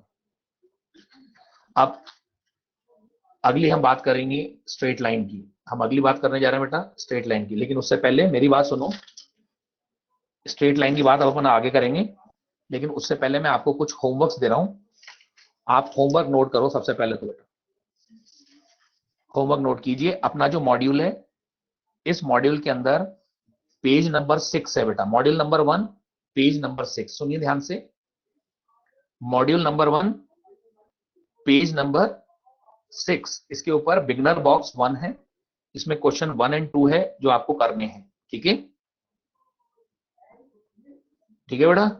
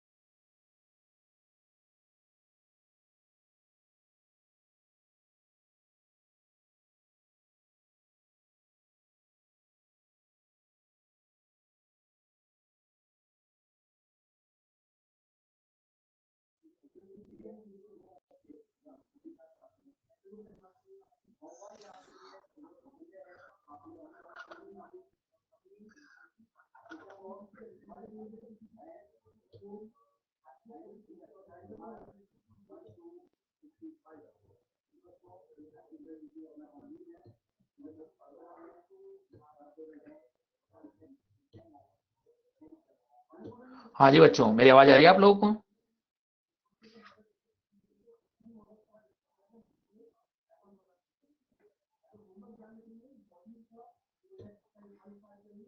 हाँ, अब मैं थोड़ी देर में आपको हैंड आउट देने वाला हूँ, आप बिल्कुल तैयार रखिएगा।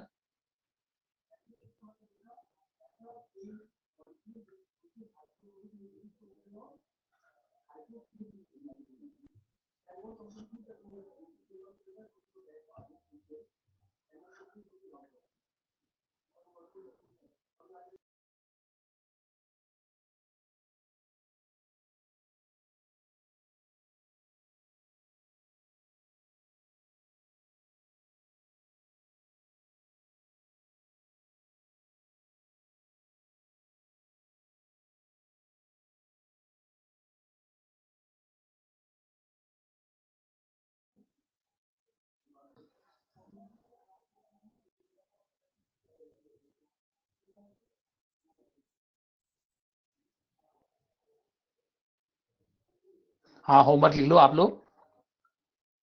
Module number 1 page number 6 beginner box 1 question number 1 and 2 आपको करने हैं। बाकी इसके अंदर सॉल्व इलस्ट्रेशंस भी हैं बहुत सारी, उनको भी आप सॉल्व करिएगा। और सुनिए ध्यान से, एक्सरसाइज 1 के अंदर आप आइए। एक्सरसाइज 1 ये आपको मिलेगी पेज नंबर 34 पर। एक्सरसाइज 1 पेज नंबर 34 पर है। क्वेश्चन नंबर 1 2 3 आपको करने हैं। क्वेश्चन नंबर 1 2 3 आपको करने हैं। ठीक है, बाकी फिर अपन कल जो है और ज्योमेट्री की डिटेल स्टडी करेंगे। ठीक है बेटा, ठीक है जी। अब मैं आपको हैंडआउट्स इसके अंदर प्रोवाइड करूंगा।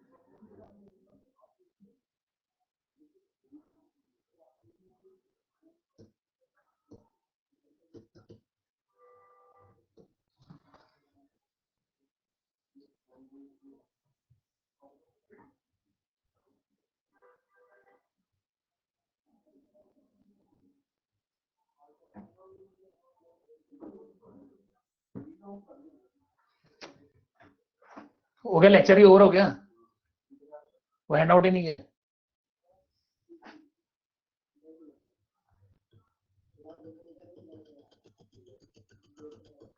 ये भी नहीं हो रहा। नहीं हो गया, वो हो गया, ओवर हो गया।